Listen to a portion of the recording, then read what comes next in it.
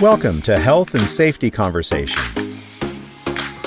Here's your host, Tom Bourne. And joining us today is the marvellous and wonderful Sean Brady. Sean, how are you? Dr. Sean Brady is a forensic engineer who investigates engineering failures from a technical and organizational perspective. In 2020, he completed the Brady Review, an investigation into the causes of fatalities in the Queensland mining industry. The review was tabled in Parliament and made 11 recommendations to the regulator and mining companies on how to improve safety. In 2024, he completed the technical and organizational investigation into the catastrophic failure of a turbine generator at Callide C Power Station in Queensland, Australia. He also speaks, writes, and podcasts on the causes of technical and organizational failure. Very good. Good to be here, Tom. Where are you joining us from this morning, Sean? I'm based in Brisbane here. We're in the city. Oh, fantastic. And we've got the Battle of the Bookcases and Battle of the Plants going in the background there. Well done. We have yet to get our logo up yet. We're going to get our logo on the back wall, but that's in the planning stage at the moment rather than the final stages. All right, Sean, you're a forensic engineer. First of all, what does that do? What's a forensic engineer do? Yeah, so I started off sort of specializing in that about 16, 17 years ago. So I'm an engineer by training, structural engineer. Never was particularly interested in design and going out and designing new things. I was much more interested in how things work. Because design is a lot about following a cookbook that produces a certain structure in structural engineering anyway. I was much more interested in how things actually work. So a lot of my early career after I was an academic was really looking at how structures work in the real world. We did a lot of work on bridges in Australia where we'd actually go out and we'd put sensors on the bridges and we'd measure how they were actually bending and how far they were deflecting and all that sort of stuff. So you really, I suppose my technical area became an understanding how structures work in real life.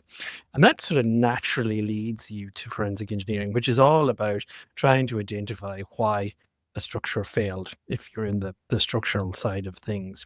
And what's really interesting about that is that we sort of build defective structures all the time from a compliance perspective that they don't comply, perfectly with the code. But that doesn't mean we actually get failures or defects. That's something that only comes up when you get these sort of perfect storm of events and things going wrong. So forensics is all about working out what actually contributed on the day to the failure. And we did that for a long, long time, mostly for law firms who were trying to understand why things had gone wrong. And of course, they were in the business of, assigning blame.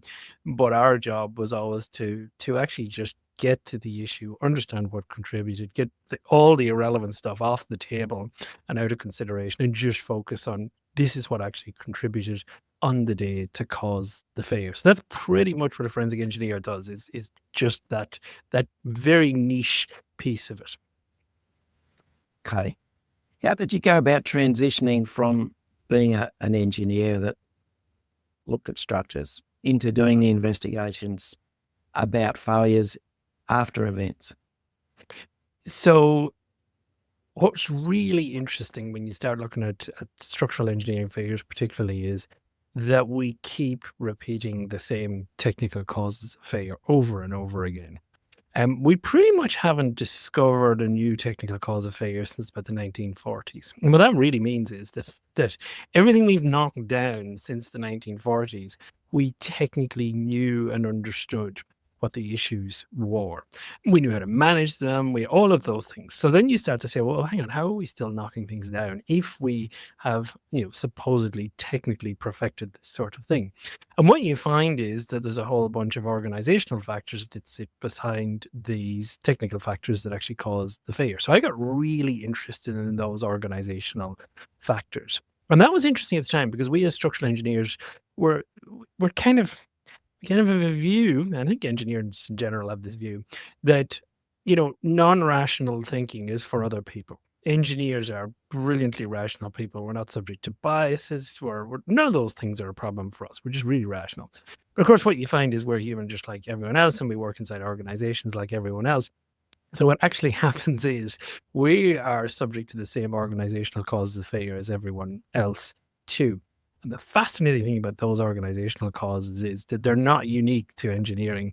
They're pretty much the same, across the board. The reason why we knock structures down is the same reason why we kill patients in operating theaters and businesses go bust and all those sorts of issues, because people are the same. The organizations are largely the same as well. So we should expect the causes of these failures to be similar. So I got into that, started to present a lot about that stuff. And I suppose what happened was, over the years, originally it started off with, here's a technical failure and here's the organizational cause, a little bit of organizational cause. By the end of about 3 or 4 years, there was a tiny bit of engineering and the rest of it was all about the organizational cause. And that sort of naturally then led me out of this, this world of just pure engineering to looking at fatalities and major incidents in general. Okay, excellent. Yeah, you mentioned working and helping lawyers understand what went wrong. So curious, the legalistic nature of prosecutions after something goes wrong, is it just natural that we end up looking for a party or a person to blame for what actually happened? I think there's a couple of things going on. I think we humans love blame. We love to be able to point at someone and say that's the cause. And I'm sure we'll talk a lot about this conflict between learning and blame and how those two are not happy bedfellows at all of famous failures, because that information is in the public domain. Most of the stuff you investigate as a forensic engineer, it never goes to court. I think it's human nature. And I think, when it comes to, if I talk about construction projects, particularly from a technical engineering expert issue, what you see is that the contracts that are set up to deliver those projects are adversarial in nature. And people are trying to push risk to a different party to manage that risk. They're trying to get lump sums on things. They're trying to get certainty on things, and particularly in an environment which is really, really hard to get certainty on it. So you end up with contracts that really produce a situation that if something goes wrong and people lose a lot of money, there is this process where they're trying to work through it to understand exactly, who is responsible for each of those pieces. And that can get incredibly complex and incredibly messy, trying to sort those sorts of things out.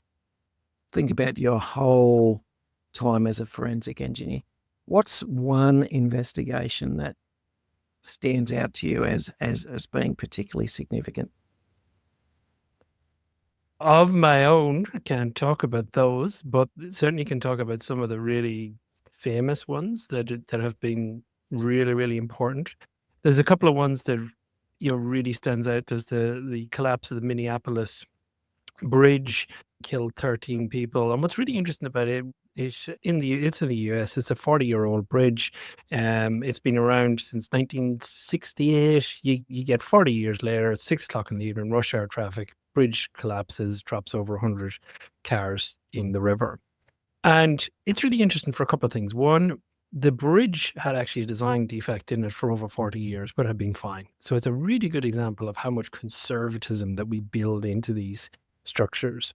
And what actually tipped it over the edge was that there was a contractor doing work on the bridge at the time. They were removing what we call the wearing course, which is sort of 50 millimeters of sacrificial concrete you put on top of a bridge. So, and it basically gets worn. And when it gets worn too much, you go in and replace it. This contractor was going across the bridge, replacing sections, and they've been working on it for months.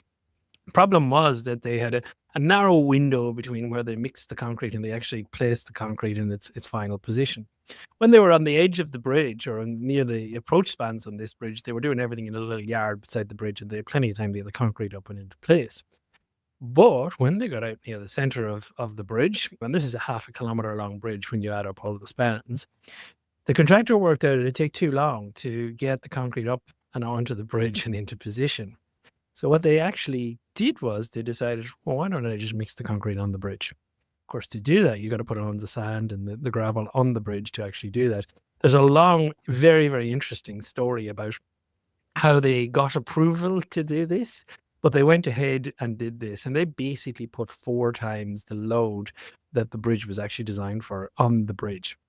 And what's interesting is it was that loading in combination with the design defect that collapsed the bridge. If the design defect hadn't been there, it would have survived or likely survived this incredible loading. So it's a really interesting failure from the sense that we can have lots of latent issues in our systems and they just sit around waiting for the right sort of trigger to initiate a full collapse or a full failure.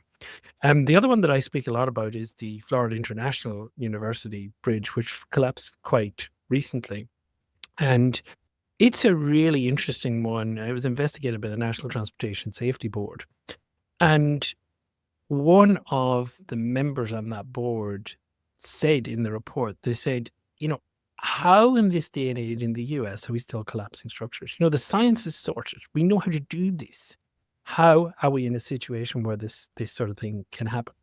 And what you basically find out in this failure is that it's got a huge number of the organizational factors that we talk about in other failures. One, the bridge ends up cracking really, really badly over the course of its 3 weeks life before it actually collapsed, and collapsed on a roadway below, killed a worker, killed 5 people in the vehicles below. This cracking had started 3 weeks before the actual failure. And the cracks grew and grew and grew, and they are horrendous looking cracks. And it's a really interesting story about, why did no one stop the work? Why did no one stop the work and say there's something seriously wrong with this bridge? And they just basically let the work continue until the actual bridge collapsed. And we see this in particularly in construction a lot, where the cost of stopping work is massive. And it's really difficult for people to actually go, no, we're stopping this work. It's much easier to let the work continue. The other thing about this project, which is a really interesting one, is that one of the really contributing parts of it was the interactions between the parties who actually designed and built the bridge. There was cost pressures in there, and there's a really great example of how those cost pressures essentially produced a situation where the designers or the people who were doing a check of the design of the bridge didn't check all the connections in the bridge. And it turns out that there was a very significant design error on one of the connections, and that's ultimately what collapsed the bridge. So what you see in these two failures, which I find really interesting, is these organizational factors are really significant. And technically, there was nothing in those two failures that we didn't know or understand as a profession of engineers. Yeah. Are you seeing the same common patterns occurring and recurring in different types of failures or disasters that actually occur? Oh, yeah. You see the same. Technically, they're quite different, but you see the same organizational factors over and over again. And it doesn't matter whether you're talking about a bridge failure, some of the stuff I've investigated, or you're talking about NASA's Challenger disaster. At the end of the day, we're all humans, and our organizations are very similarly put together. And you see the drift into failure very regularly. You see normalization of deviance very regularly. You see people not stopping work very, very regularly, because the consequences of stopping work is usually very evident to people. Whereas the failure that's about to happen, they can't even imagine it because it's so catastrophic. So we see these same patterns just coming up again and again. And it doesn't matter really whether it's in individual fatalities or in big stuff, as I said, like NASA. And we always see the warning signs. The warning signs are always there, and they're always missed in terms of their significance. Is it a case that when you say the warning signs are always there and they're evident, and you talked about people see the costs of stopping work, etc., and they don't see the costs of, the failure, disaster, it's not as evident because we've done this. Is it a case of 20/20 vision in hindsight that you can see all the things that you can see clearly where we should have stopped work? These were the signs in that. But at the time, we don't know the disaster is going to happen, so we just keep heading towards it until inevitably it does happen. Yeah, you got to be really careful of the hindsight bias, don't you, in these things? I think what we see is people pay, if we be very simplistic about this, people pay attention to the stuff that's going wrong around them. And if we go to health and safety, classic thing is they're looking at the TRIFR or the LTIFR or whatever. They're looking at the slips, trips and falls and the hand injuries, and they're focusing on those things. But then we get a fatality and we say, well, where did this come from? And what you discover when you get a fatality, or what certainly we found when we did the review into fatalities in Queensland, was that the controls that should have been in place weren't working for a long time. Or they weren't, the several controls weren't there. It's obvious they weren't working for a long time. And the significance of that is just missed. When bad things go wrong, fatalities, when things blow up, explosions, all that sort of stuff, what you see is that you see these near misses where kind of all the ingredients were necessary, that were necessary to have a failure were there, but good luck intervened to actually prevent a bad one. In other words, the system weaknesses are there, and the warning signs are the signals we get to say our system is weaker than we think it is. But of course, because the bad thing hasn't happened yet, we really miss the significance of that. So I think a lot of it is people are getting distracted by the stuff that's happening in the here and now, but they're not asking themselves, if things go badly wrong here, what does this actually look like? Do you have any strategies for when we do investigations, how to overcome our inherent biases? Yeah, I mean, but if we put back a bit, I mean, my view is every investigation you do that the key thing it should do is identify what controls failed, what controls should have been there that weren't there, and then why were they not there, or why were they ineffective. What we know from our review and the international research is that people die when controls that the organization believed were in place were ineffective. That's the key thing. So therefore, investigations should tell us where are our controls ineffective, because then we get the opportunity to do something about that before anything bad happens. So I think that's the key. I think too quickly we default, we default, and it's almost stereotypical, but we default to the thing of, well, who didn't follow the system? Who didn't follow the procedure? That person didn't follow the procedure. Let's blame that person and send a message that if you follow the procedure, everything's going to be okay. But what we see in the research is that when people aren't following the procedure, they're usually not the only people not following the procedure. Usually that's how work is actually done inside the organization. And there's a whole variety of reasons why procedures don't get followed.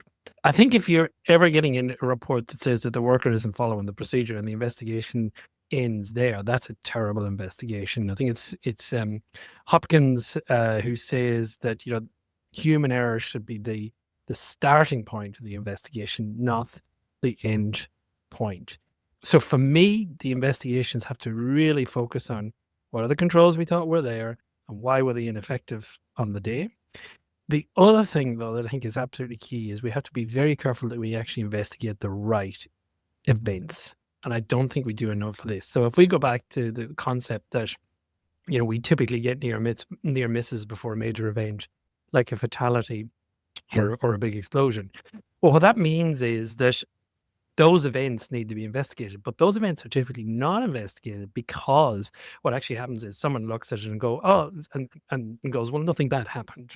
That's the proof the system actually works. And then what we do is we spend our times investigating the slips, the trips, and the falls. And the key thing here is that the things that kill you are not the same as the things that hurt you. The controls that prevent you dying are not the same controls that prevent the minor injuries. So if we're only investigating the stuff around the minor injuries and the actual events that are happening where we get an actual negative impact, you're not actually getting information on the controls that will actually prevent someone from dying in your organization. So 2 things: investigate with a view to understanding which controls are failing, and make sure you investigate the incidents that are giving you the most valuable information on where your control ineffectivenesses are. And that's really about saying, what are your low likelihood, high consequence events? Did this event, which nothing bad happened in, is this a low likelihood, high consequence event? And if it is, you should investigate it and understand why the controls you thought were there are not working as well as they should. Yeah. Speaking of the review you did into Queensland mines and quarries, you'd mentioned there that there's seemed to be a fatality cycle that wasn't addressed. And it was, for me, it's we have a series of fatalities quite regularly, and then we have nothing. And then if we don't do anything, it happens all over again. And you made 11 recommendations to, I don't know, address the situation. How happy are you that those recommendations have been addressed? That's a good question. I think if we go to like one of the main let's go to two of the main recommendations. One is about, controls, and the other is about high reliability organizations.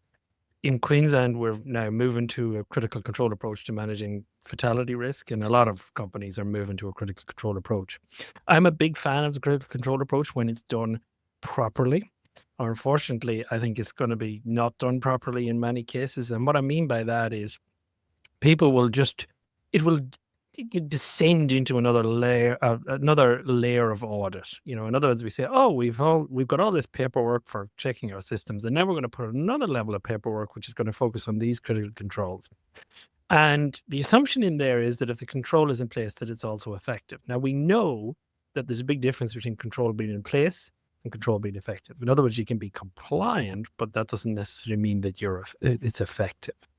So at its worst, critical control approach and focusing on controls is going to descend into another layer of paperwork and audit. So I think that we have to be really, really careful about here, because that key recommendation is all about making sure your controls are effective.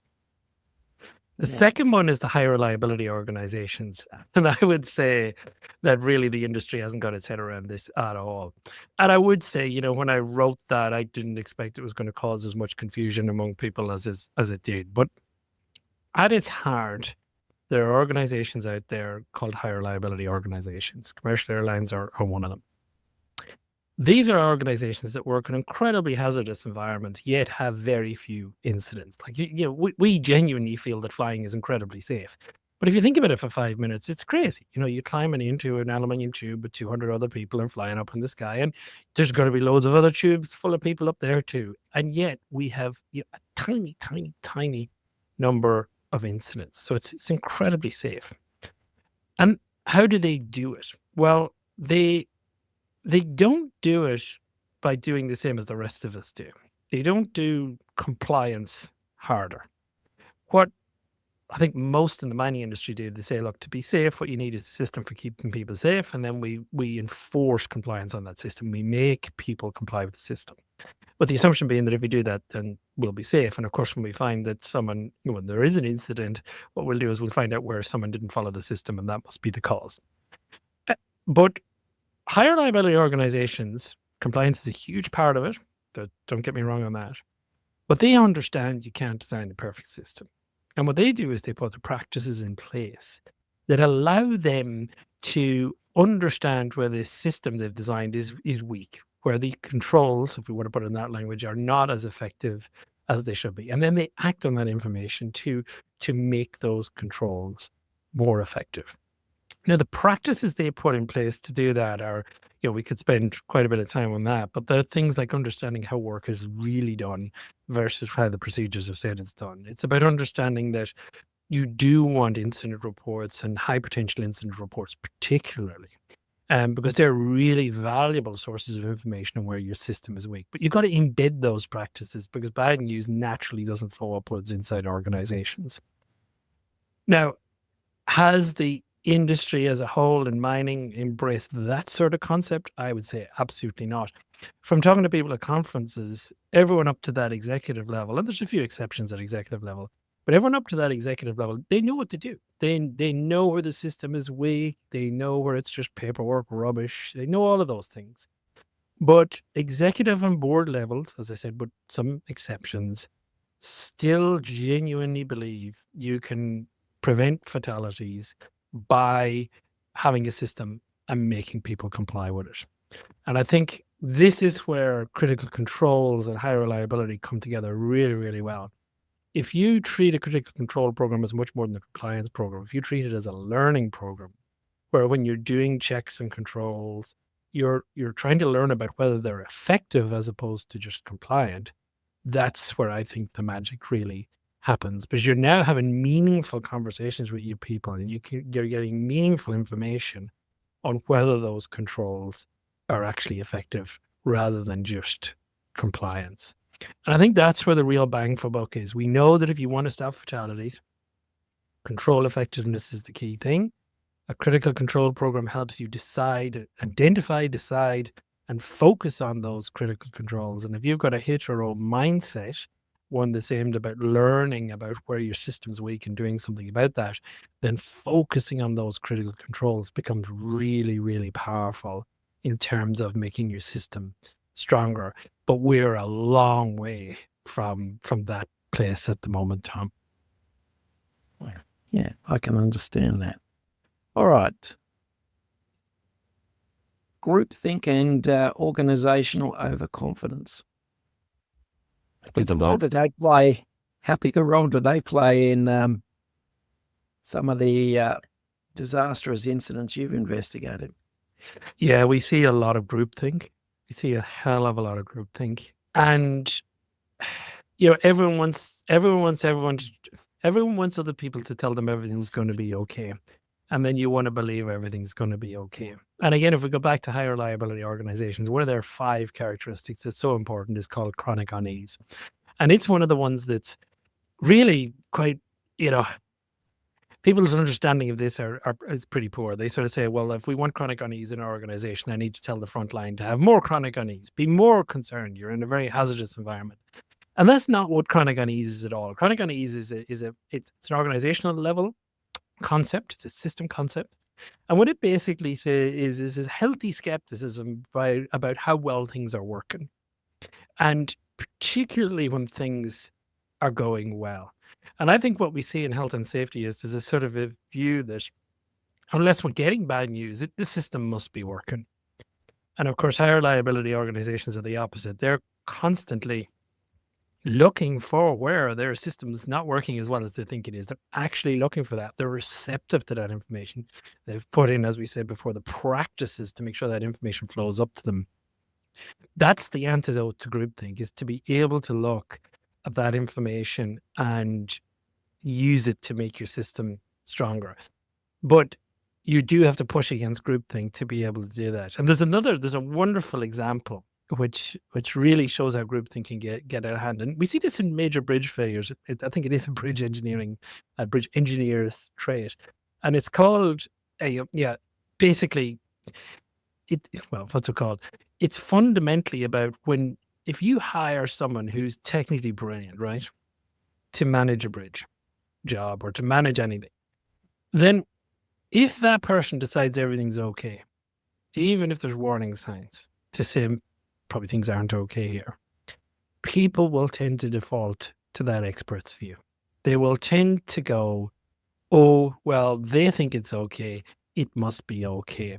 And we see this particularly in major bridge failures, where you get this, absolutely crack-hot bridge engineer in charge.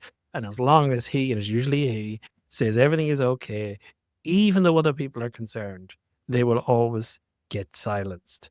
Because if it's good enough for that person, it must be good enough for everyone else too. So yeah, groupthink, massive problem. And again, you can summarize this all down to, how do you make warning signs vivid and allow a rational discussion about them and what they mean in terms of managing your risk moving forward? Good. High risk organizations, I've got one word for you. Boeing. Yes, Boeing is an incredible story. And I've been talking about this quite a while. It's a wonderful example of how you set up a company in the beginning. So I think they began in 1916. Always a focus on building great aircraft. The sort of philosophy of, if you build great aircraft, you'll make money. Engineers are, encouraged to demand what they want in their planes. There's a story I love where the engineers are not told the price of anything. So when they're choosing between competing parts to put in an aircraft, basically what happened was they were not shown the price. They were just told to pick the one that will make the aircraft the safest. And they even had a line in Boeing that said, we hire engineers and other people. But then what happened was Boeing merged with McDonnell Douglas, and they were a completely different type of firm. So I think this was late 90s, maybe 97. And they were totally focused on cost cutting, return on shareholder investment, all that sort of stuff. And you put those two cultures together, and who do you think wins? The geeky engineers trying to build the safer planes, or the real business savvy, money savvy people? And really, what happened was their culture just dramatically changed, and it changed to away from an engineering focus to one on return on shareholder value, cost cutting, all that sort of stuff. A wonderful physical example of how it manifested. They were always a Seattle company. And then they made an announcement that the executive team was going to move. And they were eventually relocated to Chicago. And engineering was kept, and manufacturing was kept in Seattle.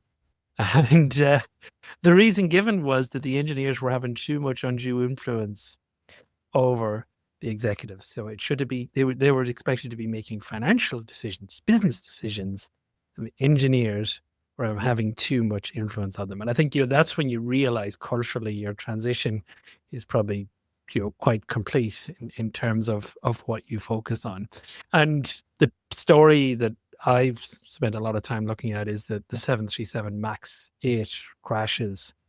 And it really is an example of how you put engineering second, and slowly you end up making a whole series of decisions that produce a plane that had significant vulnerabilities due to its software system MCAS when it was first released. Yeah, absolutely. All right. A last question for the day, Sean. If you have one message or one key message for leaders of organizations who may be listening, what would it be?